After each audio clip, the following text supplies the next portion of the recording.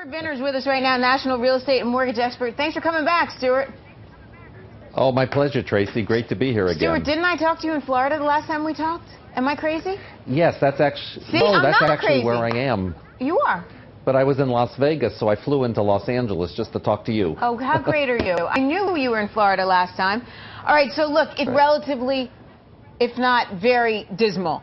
Existing homes were up fine, 3.7%, and our annual rate is up to about 5.1 million, but that's a far cry from the 6+ million we were at.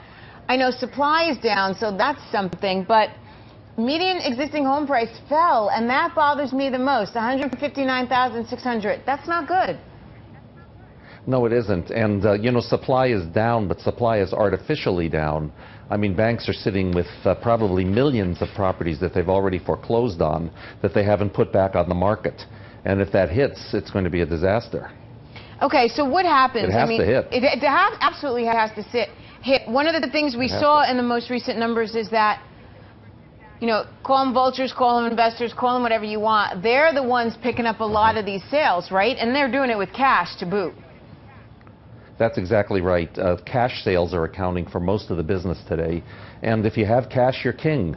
I mean, you can buy condominiums that were quite expensive, and you can pick them up in bulk for $20,000 a unit, and you've got yourself a nice apartment house at a pretty low price.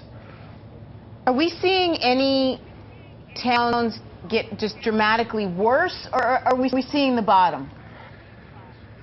I don't think we've even quite bottomed yet, but I think it's a very good time to buy. Even if it drops a little bit, if people have the confidence, that's what they don't have. They don't have the confidence and the jobs and the ability to get out there and make that jump and go in and buy the home, because interest rates are very good. I think they're not going to be going down anymore. And this is the time to buy if you can, but buy for 10 years in the future. Right, buy out for 10 years, right. Now, but I think Business Week put a list of cities that are on the verge of collapse. Orlando were the top 3. Well, yes, they are. Miami and Fort Lauderdale, they have a huge preponderance of condominiums. And that's really a disaster, and it's really causing tremendous problems in that market. Orlando, like Las Vegas, which is also in the same list, they're tourist-based industries. I mean, Disney's the largest single employer in the country. Las Vegas, Orlando, their tourism is certainly down.